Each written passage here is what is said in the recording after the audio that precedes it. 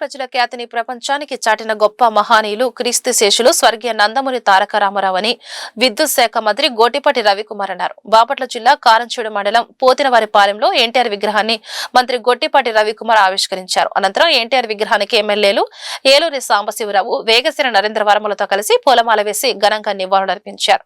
ఈ కార్యక్రమంలో స్థానిక ప్రజా ప్రతినిధులు, టీడీపీ నాయకులు, కార్యకర్తలు, గ్రామ ప్రజలు పెద్ద సంఖ్యలో పాల్గొన్నారు. ఈ సందర్భంగా మంత్రి గొట్టిపాటి రవికుమార్ మాట్లాడుతూ పేద, బడుగు, బలహీన వర్గాల ప్రజల కోసం ఎన్నో సంక్షేమ పథకాలు ప్రవేశపెట్టిన గొప్ప వ్యక్తి ఎన్టీఆర్ అని, మహిళలకు పురుషులతో సమానంగా ఆస్తి హక్కులు కల్పించిన మహానేత ఎన్టీఆర్ అని, ఆయన బాటలో సీఎం చంద్రబాబు నాయుడు రాష్ట్రాన్ని అభివృద్ధి, సంక్షేమ దిశగా నడిపిస్తున్నారని తెలిపారు.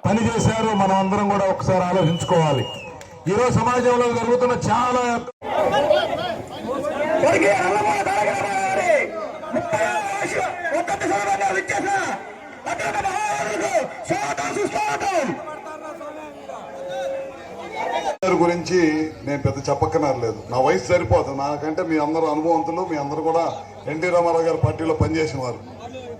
తెలుగు జాతి కోసం పనిచేసిన మహనీయుడు ఎవరు అనుకుంటే స్వర్గీయ నందమూరి తారక రామారావు.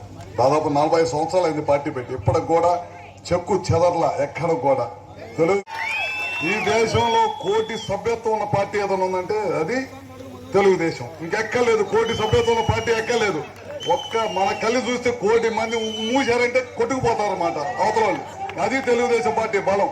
మనం పోయినసారి ఎలక్షన్ అప్పుడు చూసాం. మనం బాగా పనిచేసాం. అయినా సరే కొన్ని కారణాల వల్ల ఒక ఓటు అని అడుక్కోవడం వల్ల అందరూ అటేశారు. మనం దెబ్బతిన్నాం. 23 సీట్లు వచ్చినాయి. 2-3 వెళ్ళిపోయారు. మేము అందరం కలిసికట్టుగా పనిచేసాం.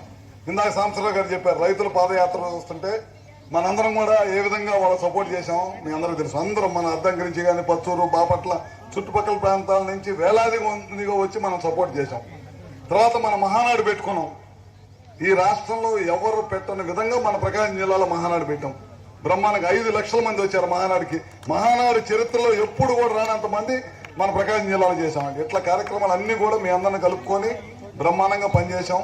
స్వర్గీయ ఎన్టీ రామారావు గారి గురించి ప్రత్యేకంగా చెప్పనక్కర్లేదు. ₹2 కిలో బియ్యం గారి ఇవాళ కూడా ఆ ప్రభుత్వాలు ఎన్ని ప్రభుత్వాలు మారినా ₹2 కిలో బియ్యం తోలేట్లా. ఎందుకంటే అట్లాంటి పథకం పెట్టాడు ఆ రోజుల్లో.